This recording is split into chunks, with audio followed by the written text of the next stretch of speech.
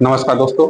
आज मैं आप लोग को आरआरबी एनटीपीसी एग्जाम में पूछे गए मैथ के 20 महत्वपूर्ण प्रश्नों का अभ्यास करवाने वाला हूं। तो चलिए शुरू करते हैं।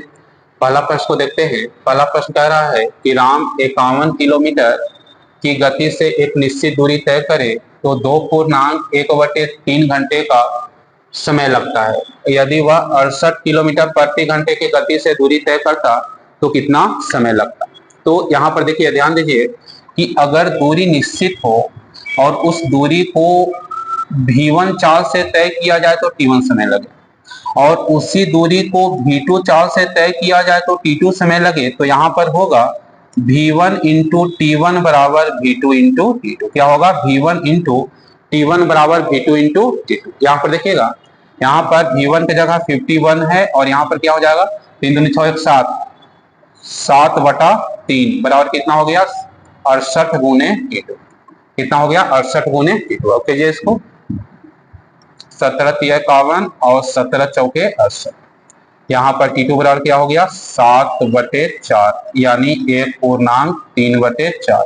यानी कितना टाइम लगेगा, 1.3/4 घंटा। दूसरा ऑप्शन है 1.3/4। ठीक है। अगला प्रश्न को देखिए। देखिएगा, यह क्वेश्चन बहुत अधिक पूछा जाता है, तो यहाँ पर ध्यान दीजिए। इसका एक सूत्र होता है, अगर x - 1/x बराबर a दिया हुआ रहे और आपको x के पावर 4 प्लस 1/x के पावर 4 का मान निकालना हो तो हो जाएगा a² प्लस 2 का द होल स्क्वायर माइनस 2। क्या होगा? a² प्लस 2 का द होल स्क्वायर माइनस 2। और यहाँ पर एक जगह दिया हुआ है 3, तो यहाँ पर मान क्या हो जाएगा, तो 3 का द होल स्क्वायर प्लस 2 का द होल स्क्वायर माइनस 2। ठीक है, इसको हल कीजिए तो 3 3 9 और 9 में 2 जोड़ गए 11, तो क्या हो जाएगा, 11 का होल स्क्वायर माइनस 2 यानी 121 में 2 घटा दीजिए तो कितना हो गया, 119। कितना हो गया, 119। आंसर कितना हो गया, ऑप्शन डी 119। ठीक है। अब चलिए अगला क्वेश्चन को देखते हैं। एक क्वेश्चन बहुत अधिक पूछा जाता है। देखिए अगला क्वेश्चन है, बहुत अच्छा क्वेश्चन है। यहाँ पर क्वेश्चन दिया हुआ है कि a plus a square plus a cube बराबर दिया हुआ है यहाँ पर 258, तो ये का मान ज्ञात करें। हम बारी बारी से ऑप्शन रखकर इसको हल कर सकते हैं, नहीं तो इसका एक बहुत आसान तरीका है।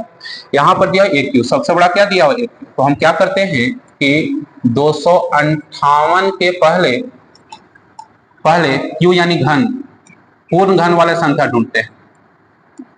पूर्ण घन वाले संख्या ढूंढते हैं। तो 258 के पहले कौन संख्या है जिसका पूरा पूरा घनमूल निकले, तो 216 है। और 216 का घनमूल कितना होगा, तो 216 का घनमूल हो जाएगा 6। यानी इसका आंसर ए का मान कितना हो जाएगा, ए का मान हो जाएगा 6। आप 6 ऑप्शन रखकर भी चेक कर सकते हैं। ठीक है, कितना आएगा जोड़कर, 258। ठीक है, ये क्वेश्चन बहुत अधिक पूछा जाता है इस तरह का क्वेश्चन। ठीक है ना। तो चलिए अगला प्रश्न को देखते हैं। देखिएगा, क्वेश्चन है कि 100 भुजा वाले बहुभुज में विकर्णों की संख्या। ठीक है, तो विकर्णों की संख्या का सूत्र होता है n इंटू n-3/2। यहां पर n हो गया भुजाओं की संख्या। n भुजाओं वाले बहुभुज में विकर्णों की संख्या क्या होगी, n इंटू n-3/2। ठीक है ना। यहां पर भुजाओं की संख्या कितनी है, 100 है, तो n की जगह 100 रखेंगे तो क्या हो जाएगा, 100 इंटू 100-3/2। ये 50 बार में कटेगा तो क्या हो जाएगा, 50 गुने 97। क्योंकि कितना हो गया, तो 0 9 7 5 35 9 5 45 46 47 48, यानी टोटल विकर्ण कितना हो जाएगा, 4850। यहाँ पर देखिएगा तीसरा ऑप्शन है 4850। तो याद रखिए, n भुजाओं वाले बहुभुज में विकर्णों की संख्या बराबर होता है n into n-3/2। n into n-3/2। ठीक है। चलिए अगला प्रश्न को देखते हैं। देखिएगा, 5वां नंबर क्वेश्चन है कि एक समबाहु त्रिभुज के भुजाओं की लंबाई क्रमशः 34 सेंटीमीटर है और 85 सेंटीमीटर। क्वेश्चन कह रहा है कि सबसे ज्यादा मापक की लंबाई कितनी होगी जो उन दोनों को ठीक ढंग से माप सके। क्वेश्चन देखने में लग रहा है कि ज्योमेट्री का है, लेकिन क्वेश्चन एलसीएम और एचसीएफ। यहां पर जब भी यूनिट रहे और यूनिट का लंबाई अधिक से अधिक रहे तो एचसीएफ निकालना पड़ेगा। यूनिट का लंबाई अधिक से अधिक रहे तो क्या निकालना पड़ेगा, एचसीएफ। यहाँ पर 34 दिया हुआ है और कितना दिया हुआ है, 85 दिया हुआ है, और इसका एचसीएफ जो होगा वही अधिकतम लंबाई का यूनिट होगा जो उस त्रिभुज के दोनों भुजाओं को सही ढंग से माप सके। अब देखिएगा 34 है और 85 जो है, दोनों संख्याएं किससे कट रही है, किससे डिवाइड हो रही है, तो 17 दूनी 34 और 17 पचे 85, यानी इसका एचसीएफ कितना होगा 17, इसका एचसीएफ कितना होगा 17। तो उस यूनिट का माप क्या होगा 17 सेंटीमीटर, यानी दूसरा ऑप्शन यूनिट का माप कितना होगा 17 सेंटीमीटर। जहां भी यूनिट से संबंधित क्वेश्चन एचसीएफ में आए और अधिक से अधिक लंबाई का वर्णन हो तो उसका एचसीएफ निकालना रहेगा। क्या निकालना रहेगा, तो उसका एचसीएफ निकालना रहेगा। ठीक है, चलिए अगला प्रश्न देखते हैं, छठा नंबर। देखिएगा क्वेश्चन कह रहा है कि कोण ए प्लस कोण बी बराबर 90 डिग्री है, तो cos b का मान 1/3 दिया हुआ है और हमको sin a का मान निकालना है। रियल में इस तरह क्वेश्चन पूछता है, अगर आप थोड़ा सा सही ढंग से समझते हैं तो बहुत आसान तरीका से क्वेश्चन को हल कर सकते हैं, नहीं तो बहुत ज्यादा टाइम भी लग सकता है। यहाँ पर देखिएगा एक चीज देखिएगा कि अगर कोण a प्लस कोण b बराबर 90 डिग्री दिया हुआ हो तो यहाँ पर साइन ए बराबर कॉस बी, और ये दोनों का मान आपस में क्या होता है, बराबर होता है। याद रखना है कि अगर कोण ए प्लस कोण बी बराबर 90 डिग्री दिया हुआ है तो साइन ए का मान कॉस बी के मान के क्या होता है, बराबर होता है। और यहाँ पर कॉस बी का मान 1/3 दिया हुआ है तो साइन ए का मान भी कितना हो जाएगा, 1/3। बहुत आसान तरीका से हल कर सकते हैं, 1/3 यानी तीसरा ऑप्शन कितना हो जाएगा आंसर, 1/3। ठीक है, चलिए 7वां नंबर क्वेश्चन देखते हैं। देखिएगा एएसएम परीक्षा बंगलौर में पूछा हुआ है। क्वेश्चन कह रहा है कि 20, 12, 15, 18, 20 पदों तक योगफल हो, यानी यहाँ पर n बराबर क्या दिया हुआ है 20, यहाँ पर a बराबर क्या दिया हुआ है 12, और दो पदों के बीच का अंतर यानी d बराबर क्या दिया हुआ है, तो d बराबर क्या दिया हुआ है 3 दिया हुआ है। हमको S20 का मान निकालना है, तो इसका फॉर्मूला होता है एस n बराबर n/2 into 2a plus n-1 into d। क्या होता है Sn बराबर क्या होता है n/2 into 2a plus n-1 into d। यहाँ पर T20 का मान निकालना है, S20 का मान निकालना है, तो क्या हो गया 20/2 इंटू 2 गुने 12 प्लस 20 माइनस 1 गुने 1। ठीक है, ये 10 बार में आ गया तो कितना 10, 12 दूनी 24 और 19 गुने 3 19 57। ठीक है, जोड़ दीजिए तो कितना हो गया 5 6 7 1 8 1, यानी योगफल कितना होगा 810। योगफल कितना होगा 810, पहला ऑप्शन योगफल कितना होगा 810। याद रखना है एपी में अर्थमेटिक्स प्रोग्रेशन में एसएन बराबर क्या होता है n/2 into 2a plus n-1 into D. ठीक है, देखिएगा अगला प्रश्न को देखते हैं। देखिएगा क्वेश्चन कह रहा है कि कोई धन 3 वर्षों में 690 रुपया और 5 वर्षों में 750 रुपया हो जाता है, तो साधारण ब्याज का दर क्या हो। ठीक है, तो यहाँ पर हो जाता है इसका मतलब कि मिश्र धन, यानी यहाँ पर 3 वर्षों का अमाउंट दिया हुआ है और यहाँ पर 5 वर्षों का अमाउंट दिया हुआ है। ठीक है, अगर यहाँ पर दोनों अमाउंट को घटा लेते हैं और दोनों टाइम को घटा लेते हैं तो उस टाइम का साधारण ब्याज होगा। यानी यहाँ पर 5 घटाओ 3 यानी 5 घटाओ 3 वर्षों का जो अमाउंट घटकर आएगा वो साधारण ब्याज होगा। तो साधारण ब्याज क्या हो जाएगा 750 घटाओ 690, 750 घटाओ 690, यानी यहाँ पर 2 वर्षों का साधारण ब्याज कितना हो जाएगा, तो 2 वर्षों का साधारण ब्याज कितना हो जाएगा 60 रुपया। फिर क्या हो जाएगा 60 रुपया। तो 1 वर्ष का साधारण ब्याज क्या हो जाएगा, तो 1 वर्ष का साधारण ब्याज हो जाएगा 30 रुपया। हम यहाँ 3 वर्ष से भी क्वेश्चन को हल कर सकते हैं या 5 वर्ष से भी। तो 3 वर्ष का साधारण ब्याज क्या होगा, तो 3 वर्ष का साधारण ब्याज क्या हो गया, तो 90 रुपया।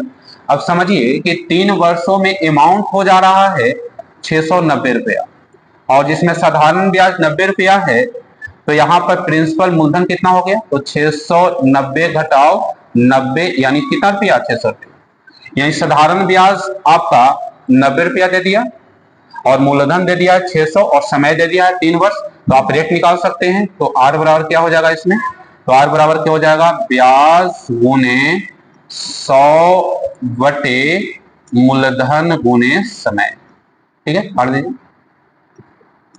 15 छक्का 90 और 5 दिया 15, यानी दर के परसेंट हो जाएगा। तो यहाँ पर दर कितना परसेंट हो जाएगा, तो दर 5%, यानी चौथा ऑप्शन। दर क्या हो जाएगा 5%। यहाँ पर एक चीज याद रखना है कि 3 वर्षों का मिश्रधन दिया हुआ है, 5 वर्षों का मिश्रधन दिया हुआ है।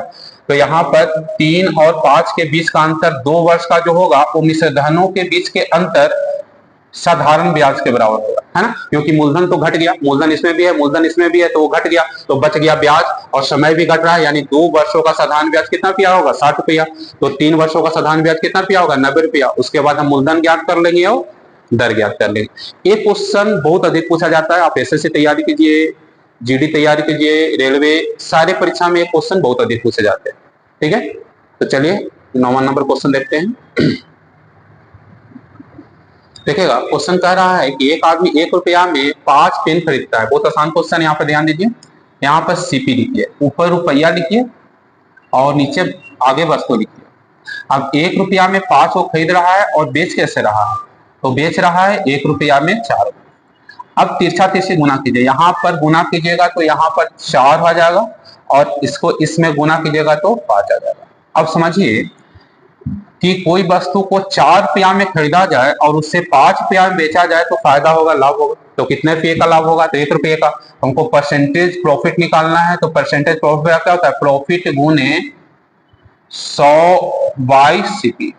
यहाँ पर 4 रुपया के सामान को 5 रुपया में बेच रहा है तो 1 रुपया का फायदा हो रहा है, तो 1 गुने 100 और बटे कितने रुपया का सामान है, तो 4 रुपया का, यानी कितने परसेंट का फायदा हो रहा है, तो इसमें हमको के परसेंट का फायदा हो रहा है, 25%। यानी यहाँ पर दूसरा ऑप्शन हो गया, 25% का क्या होगा, लाभ होगा। यहाँ पर लाभ परसेंट भी ज्ञात करना है, तो 25% का लाभ होगा। इस क्वेश्चन में दिया हो जाएगा लाभ या हानि ज्ञात करें, तो आपको देखना है यहाँ पर तिरछा तिरछे गुना करना है। अगर क्रेमुल ज्यादा हो तो हानि होगा और क्रेमुल कम हो तो क्या होगा, लाभ। ठीक है, चलिए अगला क्वेश्चन देखते हैं, 10वां नंबर। चलिए इस पर सवाल करते हैं। प्रश्न कर रहा है कि 25 थैले का औसत वजन 55 किलोग्राम है। एक थैले का वजन 56 किलोग्राम के स्थान पर 65 किलोग्राम पढ़ लिया गया, तो शुद्ध औसत क्या था। तो त्रुटि से संबंधित है, यानी गलती इसमें हो रहा है। तो यहाँ पर देखिएगा कि हमको सही वजन था 56, ठीक है, और हम पढ़ रहे हैं 65, यानी हम कितना ज्यादा पढ़ रहे हैं, 9 किलोग्राम हम ज्यादा पढ़ रहे हैं। एक थैला पर कितना किलोग्राम ज्यादा पढ़ रहे हैं, 9 किलोग्राम ज्यादा पढ़ रहे हैं। और यहाँ पर 25 थैला है, तो प्रत्येक थैला में अगर देखा जाए तो प्रत्येक थैला में कितना ग्राम ज्यादा पढ़ रहे हैं हम, तो 9/25, यानी 0.36 किलोग्राम प्रत्येक थैला में ज्यादा पड़ रहे हैं। यानी प्रत्येक थैला 55 किलोग्राम से कितना कम है, 0.36 किलोग्राम कम है, क्योंकि इसको हम ज्यादा पढ़ रहे हैं। तो यहाँ पर सही वजन या सही भार क्या होगा यहाँ पर, तो 55 घटाओ 0.36, यानी 54.64 किलोग्राम। अगर देखा जाए तो 25 थैले का सही वजन क्या था, 54.64 किलोग्राम, यानी तीसरा ऑप्शन कितना हो गया, 54.64 किलोग्राम। ठीक है, चलिए अगला क्वेश्चन देखते हैं। चलिए यहाँ पर देखिए, ठीक है, 11वां नंबर क्वेश्चन है, बहुत ही अच्छा सा क्वेश्चन है। यहाँ पर एएसएम बंगलोर में पूछा हुआ है। देखिएगा यहाँ पर root under 31 plus root under 22 plus root under 5 plus root under 106 root under है। अगर ये रूट अंडर इधर जाएगा तो ये स्क्वायर होगा। तो यहाँ पर देखिएगा 6 का होल स्क्वायर करके 31 घटा देते हैं, तो कितना हो जाएगा, 6 × 33 घटाओ 31 5। फिर से करते हैं, 5 का होल स्क्वायर करके 22 घटा देते हैं, तो 5 × 25, 25 में से 22 घट गया, कितना आ गया, 3। अब फिर वही काम करते हैं, 3 का होल स्क्वायर करके 5 घटा देते हैं, 3 × 3 = 9, 9 से 5 घट गया 4। और अगर हम 4 का होल स्क्वायर करते हैं तो हमारा x का मान आ जाएगा, यानी यहाँ पर x y कितना हो जाएगा, 16। तीसरा ऑप्शन देखिए, x y कितना आ जाएगा, 16। इस तरह का क्वेश्चन भी बहुत ज्यादा पूछा जाता है। ठीक है, चलिए 12वां नंबर क्वेश्चन देखिए। देखिएगा एक गुना, रेलवे में एक गुना का क्वेश्चन जरूर पूछा जाता है, चाहे आप एनटीपीसी कर रहे हो या परीक्षा एएलपी का दे रहे हैं या ग्रुप डी का दे रहे हैं, गुना का क्वेश्चन बहुत जरूर पूछा जाता है और ये 9 वाला और अधिक पूछा जाता है। तो देखिएगा यहाँ पर क्वेश्चन दिया हुआ है 69696 और के वो 9 से है, 4 को 9 से गुना करना है तो 4 को 0 बैठा देंगे, के को 0 बैठा देंगे 4 को, और फिर नीचे हल्का चीज वाले लिख दीजिए 69696 और इसको घटाइए, घटाने आता होगा, यहाँ पर हो जाएगा 4, यहाँ पर होगा 0, यहाँ पर हो जाएगा 3, यहाँ पर हो जाएगा 0, यहाँ पर हो जाएगा 9, यहाँ पर हो जाएगा 8, यहाँ पर हो जाएगा 6, यहाँ पर 9, यहाँ पर 6, यानी गुना करके कितना आएगा 6 9 6 8 9 0 3 0 4। कौन ऑप्शन हो जाएगा? चौथा ऑप्शन। तो क्या करना है, अगर 9 से बने हुए संख्या से गुना करना है तो संख्या पर उतना ही 0 बैठाना है जितना कि 9 की संख्या हो, और जिसमें गुना करना है उसे घटा देना है, जो घटाकर आएगा वही आपका क्या आएगा, गुना करके आएगा। ठीक है, 9 वाला गुना बहुत अधिक पूछा जाता है तो इसको याद कर ले, चलेगा। अगला प्रश्न देखते हैं। यहाँ पर क्वेश्चन है कि यदि किसी त्रिभुज का परिमाप 28 सेंटीमीटर और उसका अंतः त्रिज्या 3.5 सेंटीमीटर है तो उसका क्षेत्रफल क्या होगा? ठीक है, तो उसका क्षेत्रफल बराबर होता है परिमाप, उसका क्षेत्रफल बराबर होता है परिमाप गुने अंतः त्रिज्या बटे 2। ठीक है, यानी त्रिभुज के अंदर वृत्त हो और त्रिभुज का परिमाप एवं अंतः वृत्त का त्रिज्या दिया हुआ हो तो उसका क्षेत्रफल बराबर होता है परिमाप गुने अंतः त्रिज्या बटा 2।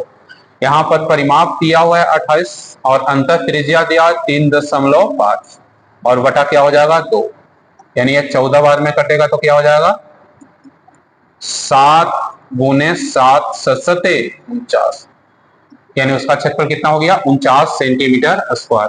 पहला ऑप्शन देखिए 49 सेंटीमीटर स्क्वायर। तो याद क्या रखना है कि अगर कोई त्रिभुज हो और त्रिभुज के अंदर वृत्त हो तो त्रिभुज का क्षेत्रफल बराबर परिमाप गुने अंतः त्रिज्या बटे क्या होता है 2 होता है। ठीक है, चलिए अगला क्वेश्चन देखिए,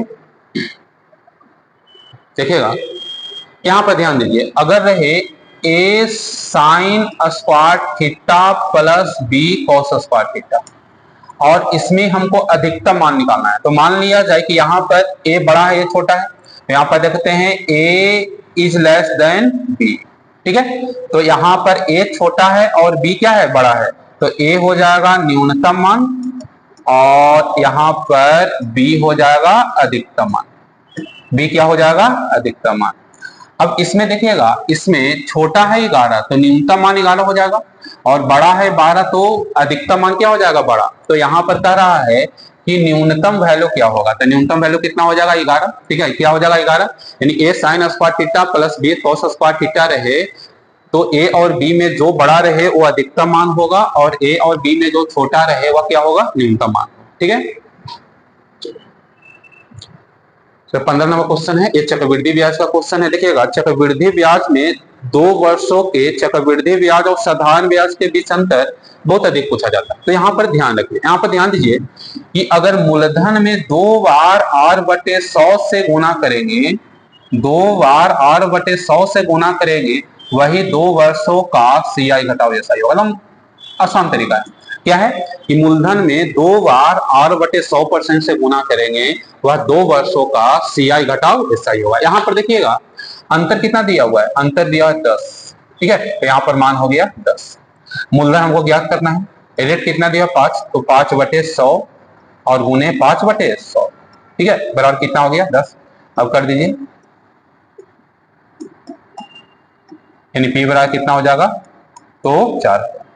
फिर क्या हो जाएगा, तो P बराबर 4000। तीसरा ऑप्शन देखिए, तीसरा ऑप्शन 4000 है। तो याद क्या रखना है कि मूलधन में 2 बार r% से गुना करेंगे, वही 2 वर्षों के चक्रवृद्धि ब्याज और साधारण ब्याज के बीच अंतर होगा। ठीक है, चलिए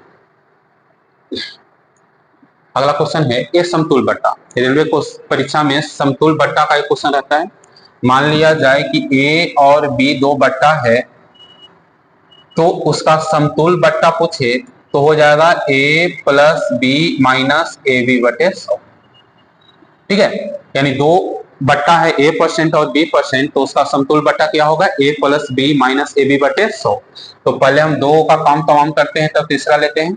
तो यहाँ पर 20 प्लस 10 माइनस 20 गुने 10 बटे कितना होगा 100, यानी कितना हो गया 30 घटाओ 2 यानी 28। अब 28 ले लेते हैं और 25 ले लेते हैं, तो क्या हो गया 28 प्लस 25 घटाओ 28 गुने 25 बटे 100। ठीक है, तो 25 चौका 100, 7 28, यानी कितना हो जाएगा इसमें 21 प्लस 25 यानी 46। ठीक है, यानी इसका मतलब हो गया कि आप या तो 46% का बट्टा दीजिए, या पहले 20% बट्टा दीजिए, उसके बाद 10% बट्टा दीजिए, उसके बाद 25% बट्टा दीजिए। दोनों बट्टा आपस में क्या होगा, बराबर। समतुल का मतलब होता है बराबर, उसी के तुलना में। ठीक है ना, यानी या तो 3 बट्टा दीजिए या 1 बट्टा 46% दीजिए, आपस में क्या होगा, आपस में बराबर होगा। ठीक है, अब चलिए अगला क्वेश्चन देखिए। देखिएगा क्वेश्चन कह रहा है, बहुत अच्छा क्वेश्चन है। यहाँ पर क्वेश्चन कह रहा है एक माँ और उसके पुत्री के आयु का अनुपात 9:2। पुत्री के जन्म के समय माँ की आयु 28 वर्ष। देखिए अनुपात को ही अगर आयु मान लिया जाए तो माँ है और डॉटर है, तो इसको 9 ले लिया जाए, डॉटर ले लिया जाए 2, तो बेटी जन्म ली होगी तो माँ कितना 7 वर्ष, और यहाँ पर 7 बार कितना दिया हुआ है 28, तो यहाँ पर 1 बार क्या हो जाएगा 4।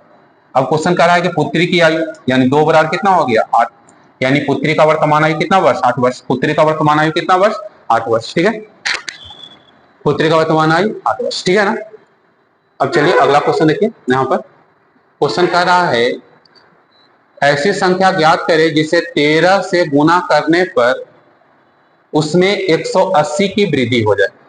ठीक है, 13 से गुना करने पर, तो मान लीजिए संख्या 1 ले लें और इसमें 13 से गुना करते हैं तो कितना बढ़ जाता है, तो यहाँ पर 12 बढ़ जाता है, और यहाँ पर 12 बढ़ जाता है जो कितने के बराबर है 180। बहुत अच्छा क्वेश्चन है, तो यहाँ पर क्या हो जाएगा 180।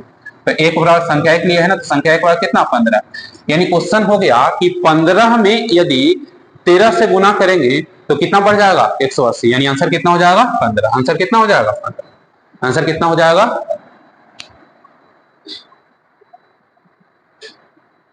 चलेगा 19 नंबर क्वेश्चन है। देखिएगा अगर ए किसी काम को x दिन में करे और b उस काम को y दिन में करे, तो a प्लस b उस काम को x गुने y बटे x प्लस y दिन में करे। साधारण सा लॉजिक है। ठीक है ना, यहाँ पर l है और m है, तो l और m उस काम को 30 गुने 90 बटे 120, 30 प्लस 90 कितना हो गया 120, के बार में कट गया 40, 4 बार में एक कितना 45 और 2, यानी कितना दिन में करेगा 22.5, कितना दिन में करेगा 22.5 यानी 22.5। ठीक है ना, 22.5। इसको बनाने का बहुत तरीका है लेकिन ये आसान है। ठीक है ना, चलिए अगला क्वेश्चन देखिए। यहाँ पर अंतिम क्वेश्चन है। ठीक है, क्वेश्चन है कि 80 अंकों की कितनी संख्याएं होती है। ठीक है, तो याद रखिए कि अगर पूछे कि ए अंकों की संख्या पूछे तो लिखिए 9 गुने 10 के पावर a माइनस 1। कितना हो गया 9 गुने 10 के पावर a माइनस 1। अब आप मिलकर क्वेश्चन बनाइए 80 अंकों की कितनी संख्याएं होगी, तो 9 गुने 10 के पावर 80 माइनस 1, 9 गुने 10 के पावर 79। ठीक है, कौन ऑप्शन होगा, तो इसमें से कोई नहीं, इसमें से कोई। ठीक है, अब चलिए आज हम लोग देखें आरआरबी एनटीपीसी एग्जाम में पूछे गए 20 महत्वपूर्ण प्रश्न। तो अगले दिन नए अपडेट के साथ